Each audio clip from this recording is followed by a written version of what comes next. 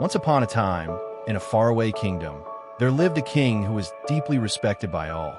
He was not only a just and kind ruler, but also someone whom all creatures, humans and animals alike, trusted wholeheartedly. From common villagers to wild beasts, everyone felt the warmth of his compassionate heart. In his grand palace, the king had a very special companion, a wise and loyal parrot. But this bird wasn't just a decorative pet. To the king, he was a confidant, a source of comfort during lonely nights, and a trusted companion in important decisions. One day, the parrot gently spoke to the king. "Your Majesty, it has been a long time since I visited my parents. May I fly home for a few days? I promise to return as soon as I can." The king fell silent. His heart sank. The thought of spending even a few days without his beloved friend filled him with sadness. Yet, after a pause, he nodded with teary eyes.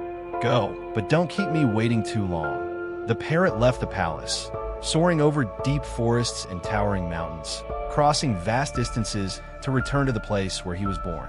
The reunion was filled with tears and joy as he embraced his elderly parents. But as the time came to say goodbye, his parents placed a precious gift into his wings. This is a magical fruit. It can cure any illness and make old people young again. Please give it to the king, your kind and noble master. Clutching the fruit tightly, the parrot's heart brimmed with excitement. On his way back, exhausted from the long flight, he paused to rest under a tree.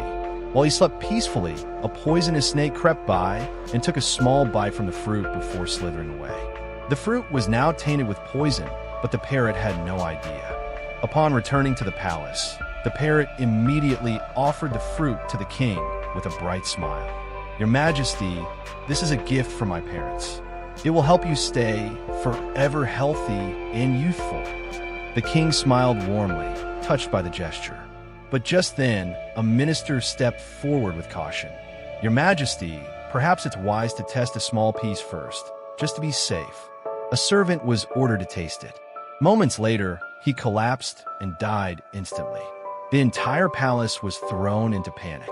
The king's face turned red with fury.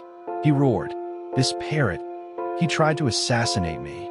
Execute him at once."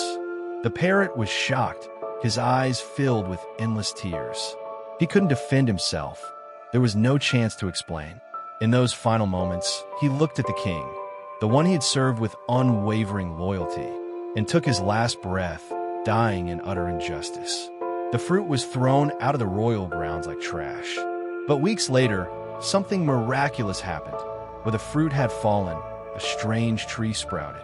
It bore the same kind of fruit the parrot had once brought.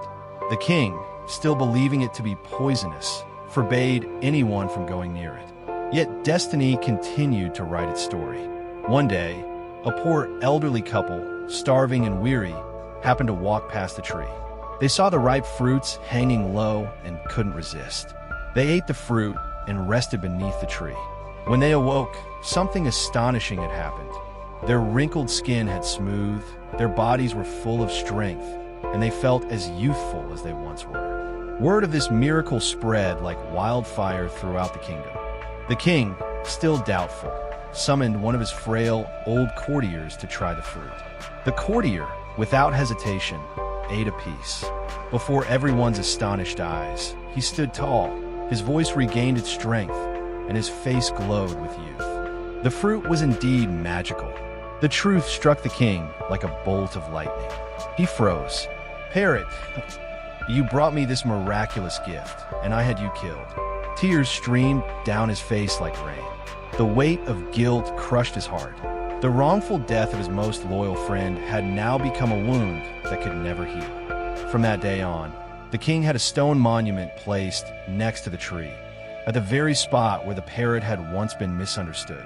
On it, he carved a message to echo through time. Never judge anyone in anger. Listen with your heart, not just your ears. A decision made in a moment of rage can destroy a lifetime of loyalty. And so, the story continues to be told, even to this day.